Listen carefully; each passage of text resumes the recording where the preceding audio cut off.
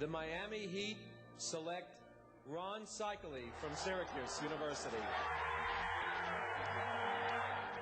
All I can promise, I'll give it my best to be the best I can. I wanted to be here, and it meant a lot to me to come to Miami and be the first pick ever. Rony, I thought, was really the first guy that people looked at and identified as being the Miami Heat. When I first got drafted, I had a lot of high expectations for myself to put this franchise on my back, and I worked as hard as I could and do as much as I can personally to help this franchise. It's a great excitement that we had this 7-foot center from the University of Syracuse, which is going to be the foundation for years to come for the Miami Heat. He wouldn't care what happened to him physically when he was in the battle. He wanted to rebound and he wanted to shoot. At the end of that rookie year, he really went to work. Rony came back, and in year 2, Rony was the NBA's most improved player. I worked so hard during that off-season after the first year, and all that hard work pays off when you're the most improved player.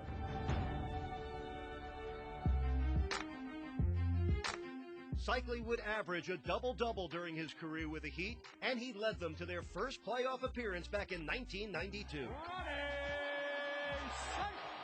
As a slender, athletic center, a young Seikali would have to battle against the league's best big men. Rony always held his own, and I think back then that's when centers, there was a league, the time of the big guys. You had Patrick, you had David, you had Akeem, you had Shaq, you had Alonzo, and I think Rony held his own. Seikali turns on Ewing, left wing, fakes him out of his shoes and dumps it in over him. In March 1993, Seikali left his mark in team history, pulling down 34 rebounds against the Washington Bullets, a record that still stands today.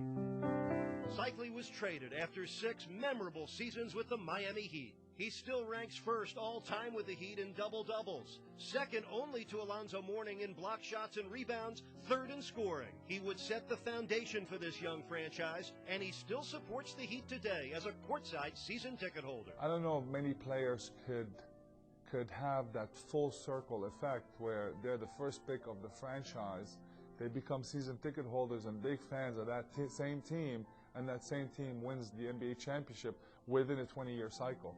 So to me, it's been a wonderful ride.